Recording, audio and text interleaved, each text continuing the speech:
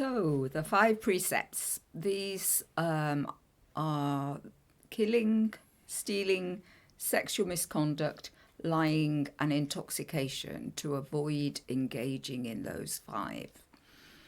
And I first came across the five precepts as a sort of vow that you took for a weekend residential event at a Buddhist centre, at a monastic Gelug Buddhist centre.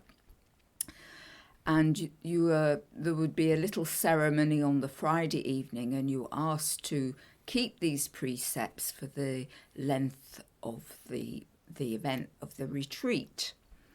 And so from their perspective, the way that they were presented was, while you're here, you don't kill, you don't steal, you don't have any sexual relationship with anybody, you don't lie, you don't drink alcohol or take drugs.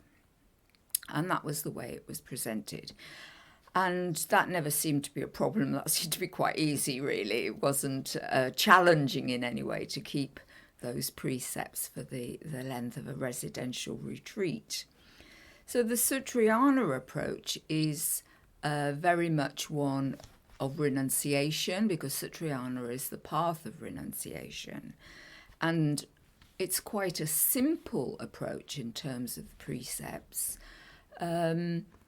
because the whole aspect of the Sutrayana path in terms of monasticism is to make life simpler, that there are fewer decisions, there are few distractions, that in theory you can practice on your path because you are given what you're given to wear, you're given what you're given to eat, you're celibate, you don't have to think about a relationship and what that means. There is no alcohol, there is no entertainment in terms of television or any going to the theatre or the cinema or anything like that. Life is controlled by the situation of the renunciate life. And so it's pretty simple approach in that way. And the approach to the precepts in terms of Sutrayana is that this is a moral code that you follow with discipline. There is the sense of developing awareness, but there is very much this code that you follow, and that. So this is the Sutrayana approach, that we approach the precepts in terms of morality and self-discipline. But once one begins the path of Vajrayana, then this is different, especially if you're embracing Vajrayana as a practice outside of the context of monasticism, outside of a more sutric approach to practice. So if you're an ordinary person living an ordinary life in the everyday world, then that becomes much more complicated, and one's relationship with the precepts becomes more open and ambiguous. And then they entirely become about awareness. They're not really anymore about morality, because morality is limited. Morality, as we'll see as the teaching unfolds on the precepts, morality says, don't do this, and so you try to not do that to the best of your ability. But if there's awareness, then there may be times that it's actually the kinder and more aware and more appropriate thing is to actually do the thing that the precept says don't do. So then you're in this position of having to rely on your capacity to be present and aware and understand the parameters of a situation and make a kind, appropriate, wise decision based on those circumstances. So the Vajrayana path is not renunciate, and it embraces the complication, ambiguity, the confusion of actually engaging with the entire phenomenal universe. Situations are completely open-ended. There isn't a moralistic code that can be applied to them. And if you try to do that, then you're going to place limitations on your life that are not realistic. There's a danger also in looking at the precepts from the perspective of them being a moral code, that you create this dichotomy for yourself between pure and impure. So I follow the code, therefore I am pure. You haven't followed the code, therefore you are impure. And that is very black and white. And as we all know from experience, everyday life is not at all black and white. There are always grey areas. There are always areas of opinion, of view, of perception, of understanding that mean that you can't just say, oh yes, this is definitely the right view, this is definitely the wrong view, and be that black and white about it. So the approach to the precepts in terms of Vajrayana, and particularly in terms of Dzogchen, are very much about awareness and about taking personal responsibility for awareness and focusing on kindness as the method of activity and awareness as the state of mind.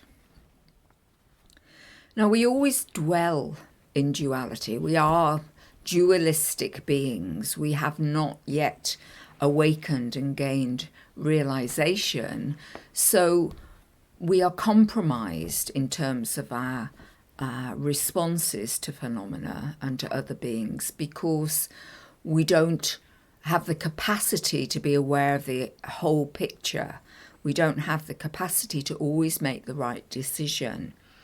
So we're always in the danger of potentially being destructive in our attitude and activity, of being self-protective, of objectifying another person, of acting in a misleading way, and of lacking the awareness and presence to be able to be completely open and of benefit to them.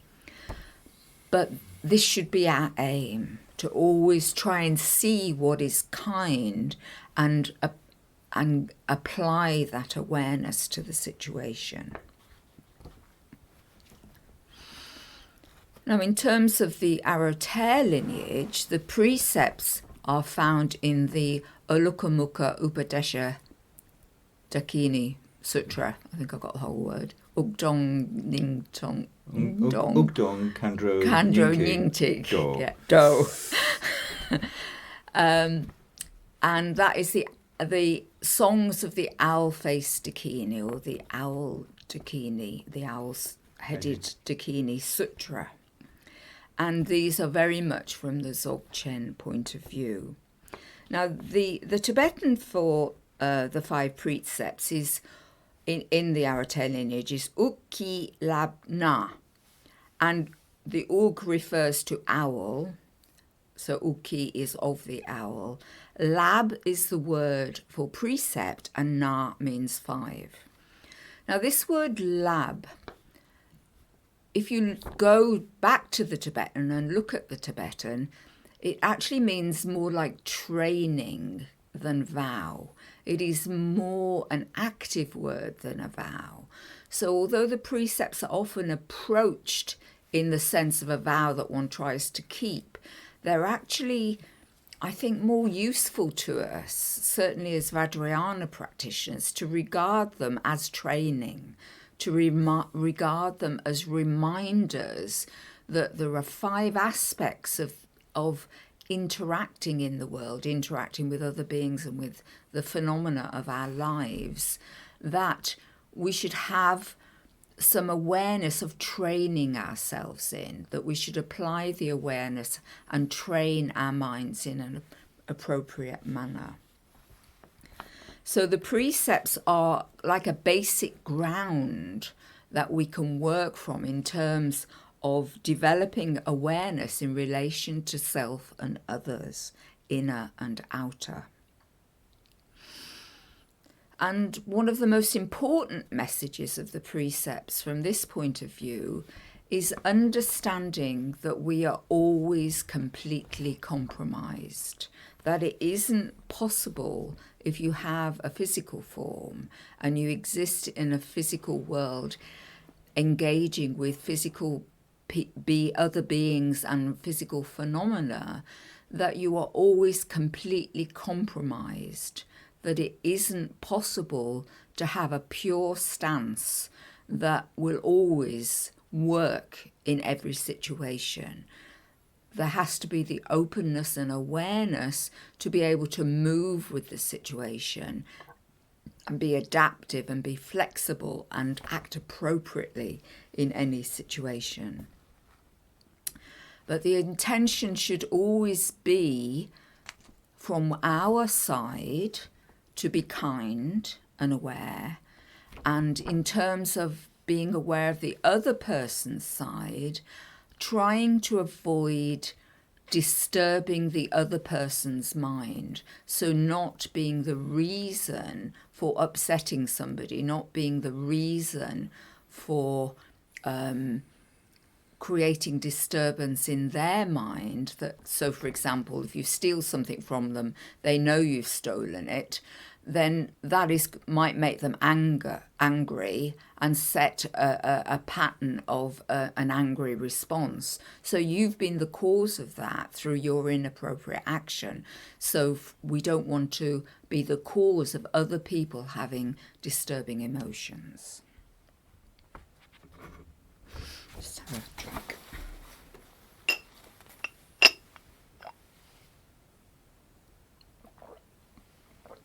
You will see that I have my voice back. I'm not coughing continually. Thank you all for your tolerance last time. So now let's look at the precepts individually, these 5 areas in which we train the mind in terms of our relationship with ourselves and with others. Now, killing, stealing and lying, often I find when I'm teaching on this topic, sometimes I'm teaching on killing and I think, hang on a minute, that sounds a bit like stealing and lying and so on. I always find that these 3 tend to intermesh with each other because they're often about depriving a being of something that you didn't need to deprive them of. So I'm going to look at those 3 first, even though the traditional order of giving them is killing, stealing, sexual misconduct, then lying, and then intoxication. But I'm going to look at killing, stealing and lying as the first 3. So what would be the definition of killing? What is it that we wish to avoid? The definition would be to not take the life force of another being, not destroy the life force of a being that has a physical form. So this often, certainly whenever I've taught on this before, tends to turn into a discussion about what we eat. I've noticed that this happens. This is often quite a big question for people. And the question comes up of, well, surely all Buddhists should be vegetarian. And so I'm going to start by looking at killing in this context. So what do we eat? We can either start from one end of the spectrum or the other end of the spectrum. And I'm going to start from the big end of the spectrum. So should we eat big animals? Like, should we be responsible for the death of a cow for beef, a pig for pork, a sheep for mutton. Is that considered wrong for us? Would we not do that? Or how about smaller animals, like should we not kill chickens to eat chicken? Or some countries they eat guinea pigs. Some countries they eat dogs. Is that not appropriate, that you shouldn't allow an animal to be killed to eat if they're a bit smaller? Or perhaps you don't think that animals should be killed for eating at all, that everybody should be vegetarian, especially Buddhists. So then, what about the little animals that are killed through farming? So the worms that are killed through the land being ploughed up, and the mice that are perhaps killed or their homes destroyed through farming methods, especially mechanical farming methods. What about the insects that threaten the crop? Is it okay to use pesticides? Or is that not allowable? Should all farming be organic and not use such things? What about if you're ill and the illness you've got is being caused by some sort of being? Perhaps you've got a tapeworm, or you've got some sort of bacterial infection.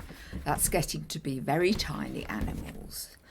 Should you not take antibiotics to make yourself well?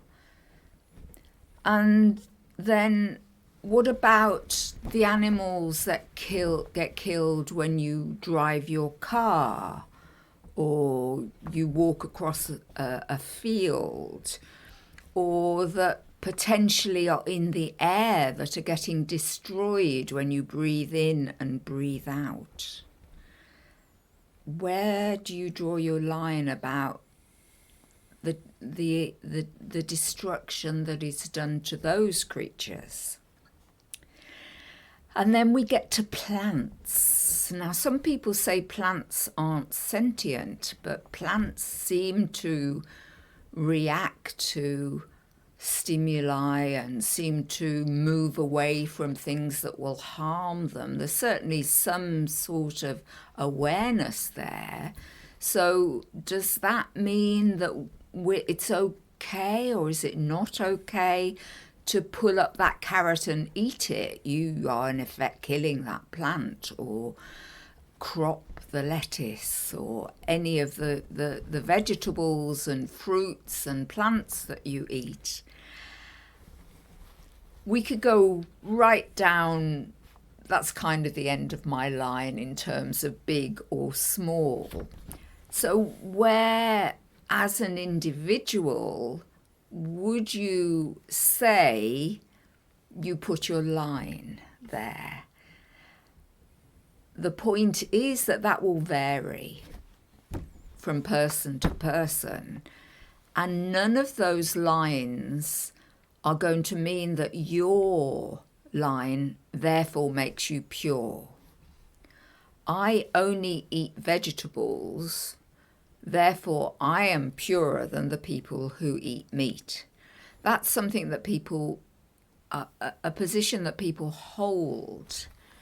But from the perspective of viewing killing in terms of the whole spectrum of what destroying life force, destroying srog, the owl precept talks about destroying srog, which is life force. It doesn't specifically say life force of an animal.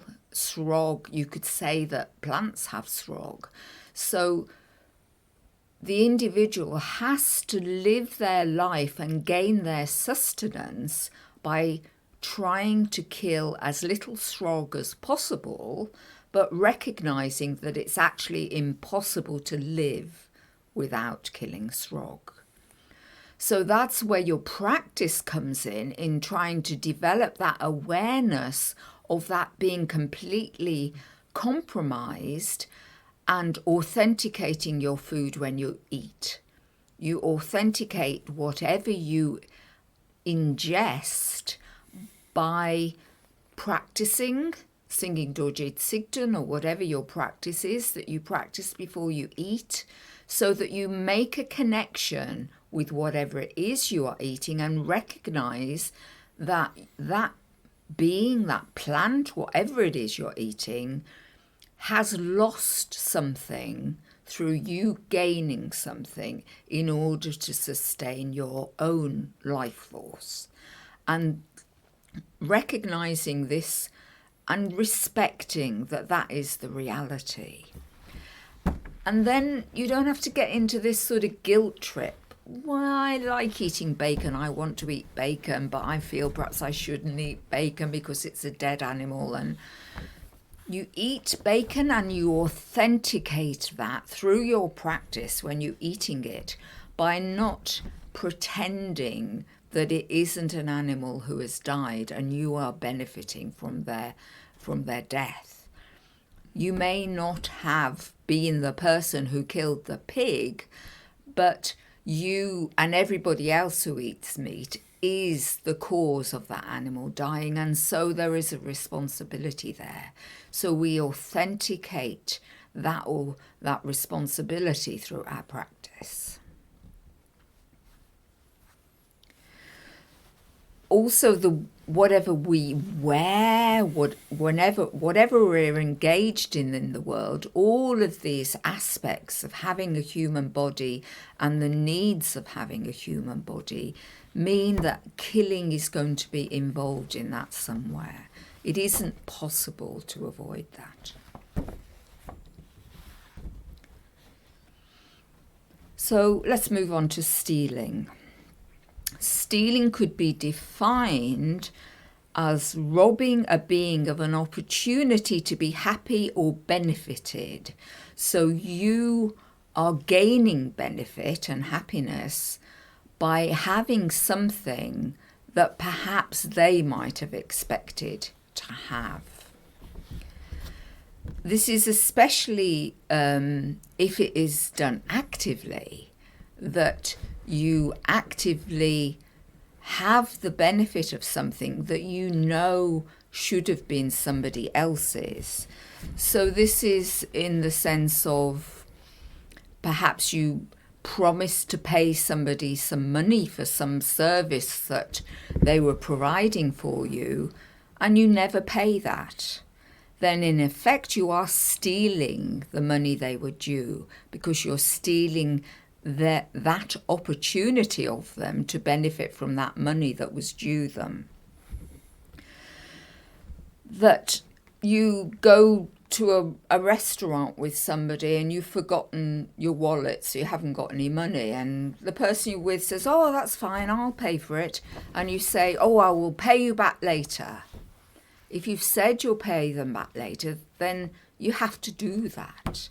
And if you don't follow through on that, then in effect you've stolen the money that was given to cover your forgetfulness in not having your wallet for you. If you see that if the car park's very full and you really, really need to have a parking space, perhaps it's a hospital car park and you really need to get in to see somebody, and you're aware that somebody else is waiting there for this space, but you very sneakily whip in the car and pinch that space, well, that's stealing. You've robbed that person of the parking space. It doesn't have to be some sort of the fact of going into a shop and putting a DVD in under your coat or something. It doesn't have to be as blatant as that. There are many ways that we can actually feel we have a right somehow to something, more so than somebody else has a right to that thing. And if we feel we have the right to it and we act upon that and take the right to have that situation, that benefit, that object, whatever it was, even though we know that that other person was actually quite wanting to have it, then we have in effect stolen it from them, even though they may not have owned it. The fact that they have been robbed of the potential of the benefit of that means that in effect we stole it. Lying. Lying could be described as being deliberately manipulative in your communication in order to mislead others. Now, the important thing is the motivation for the misleading. If the motivation is in order to benefit, so somebody else is lacking whatever that benefit would be, then this is not good communication. If you're lying in order to mislead, then this is twisting the truth. This would be breaking this precept. But this precept, training the mind in terms of awareness of lying, doesn't mean that telling the truth in a sort of gross materialistic sense is always the right thing to do. The examples that are usually given here are things like, if you are hiding Jews in your house and the Gestapo come to ask you whether you're hiding Jews in your house, you don't say, oh yes, I'm hiding Jews in my house. You lie about it. If you if you told the truth there, then you would be harming others. So we have to be sensible here in this situation. I think it was on the teaching on karma, Aunt Agatha comes up, isn't it, in the hat? It comes up in Was it in yeah, yes. Yeah. So we could look at that little story again. Aunt Agatha's going to a wedding. She's already on the way to the wedding, and she's in the outfit that she's chosen for the wedding. And maybe she's taken a bit of a risk and she's a bit unsure about what she's chosen. And you're with her, you're accompanying her to the wedding. And she says to you, do you like my hat? Now, she isn't actually really asking you whether you like your hat. She's actually asking for reassurance that she's made a good choice and she's looking good for the wedding, that she wants to be able to relax about what she's wearing and enjoy the wedding. So you think the hat is completely ridiculous. You think she looks very odd, and it isn't actually very beautiful. But that is your subjective opinion. She obviously thought that it was a nice hat, that she liked it, that it was making some sort of statement that excited her, perhaps. So you don't tell the truth. You tell Aunt Agatha that the hat is great and she looks great in it.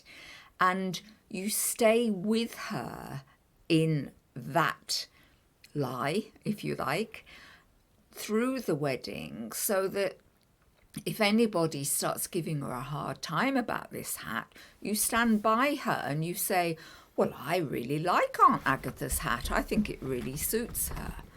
So you stay with what is the kind thing to do, even though it may not be true.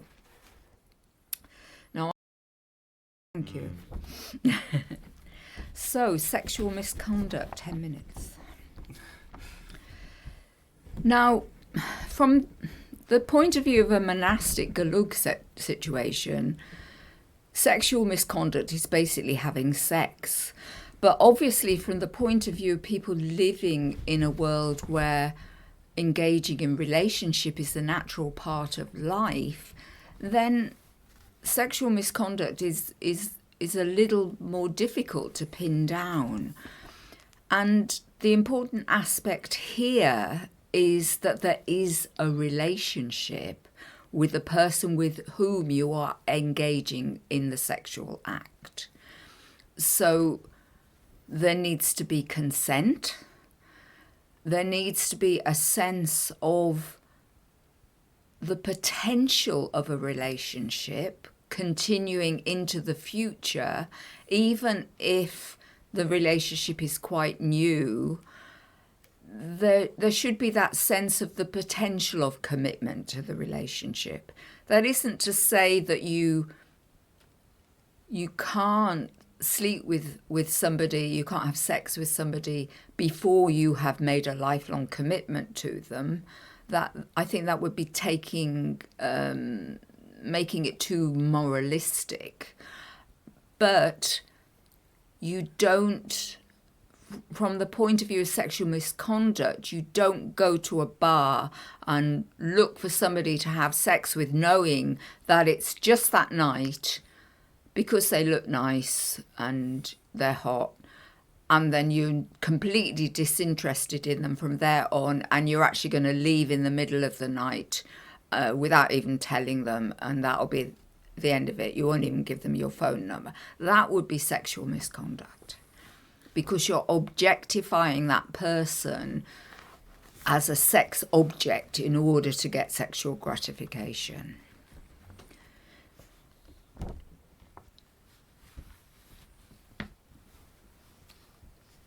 Another aspect of sexual misconduct in terms of relationship and the Dzogchen view of relationship would be not engaging in multiple relationships at the same time, because one can only actually have a full relationship with one person. There's going to be some quality of cheating, some quality of not giving your best to one or both or all of the people that you're having a relationship with, if you are engaged in multiple relationships at the same time. From the perspective of Vajrayana, we are always in coitus with phenomena. So because of the sense fields, we are always receptive and always responding, and that is the non-duality, the union of emptiness and form, the union of receptivity and responsiveness. That is a sexual union. So one is always in union with the Yidam in that way, in that sense, in terms of phenomena. And then the fifth one, the last one, is usually understood as not indulging in intoxicants.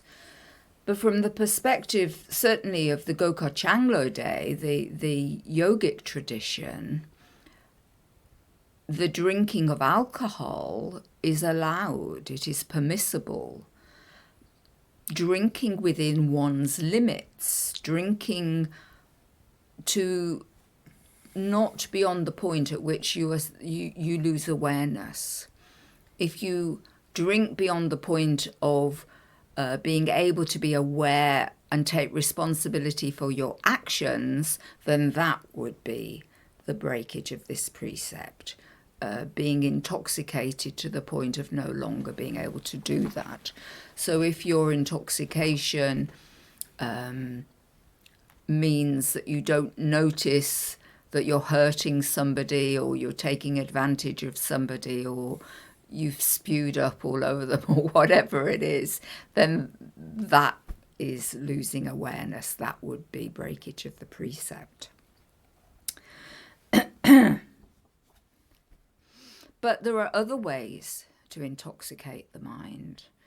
We can intoxicate the mind through any sort of overindulgence, anything where we lose ourselves in the overdoing of it. So in many ways, this precept is about walking the path between being too tight and not allowing yourself to indulge, and being too loose and overindulging and losing touch with when that has moved into no longer being in control of what you're indulging in.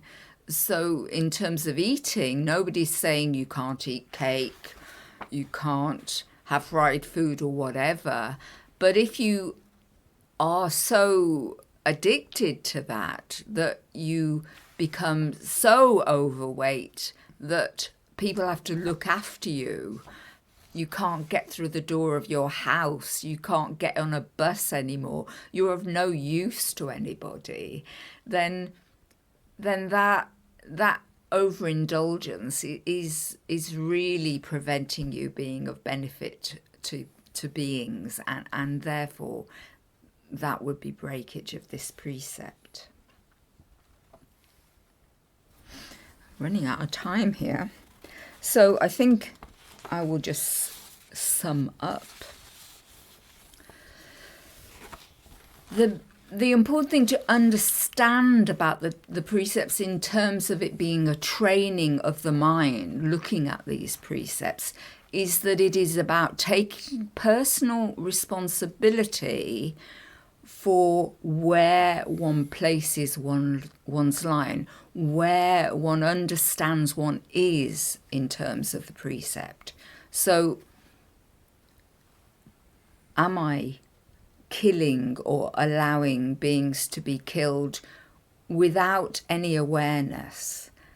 Or am I recognizing that I actually do want to take the aphids off my roses, but I do it in a respectful way that harms them as little as possible? I usually use a paintbrush, have a dish to catch them in.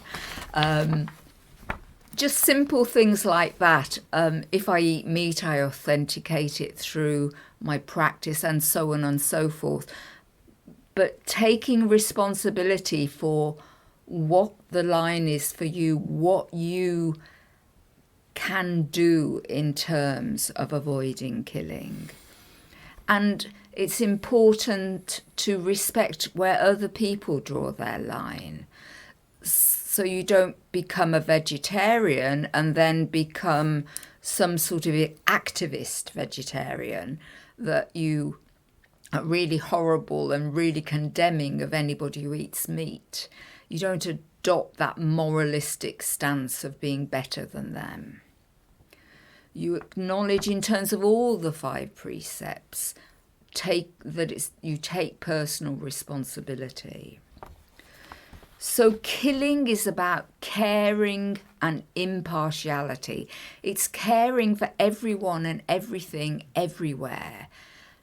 Not being impartial about, oh, well, I care about that, but I don't care about this. It matters if I kill that, but it doesn't matter if I kill this. It matters if I steal that, but it doesn't matter if I steal this, and so on and so forth. Killing is about caring and impartiality. We generate compassionate connection with everyone and everything everywhere. With regard to stealing, this is obviously about honesty, but it's about honour and integrity, committing to being a generous person, to developing the capacity to be generous, and entering into wishing to deprive others as little as possible, whilst recognising that it's impossible to live without depriving others, that the very clothes that you wear have possibly deprived others in terms of their working in a sweatshop somewhere in a foreign land to produce your cheap clothing, and just being aware of that. With regards to sexuality, it's this quality of embracing emptiness and form, receptivity and responsiveness, and regarding that sexual union as an ongoing, every moment interaction in terms of the sense fields. With regard to lying, it's about being straightforward and clear, committing to kindness of speech and communication. And an important one is refraining from gratuitous feedback. So you don't you don't take on the right to lay your subjective opinion on other beings. And with regard to intoxication, it's about developing that awareness, developing that presence of awareness in every moment, and walking this middle way between not being too tight and not being too loose in terms of how you live your life. So I hope that has been helpful. That is the 5 precepts. Thank you very much indeed.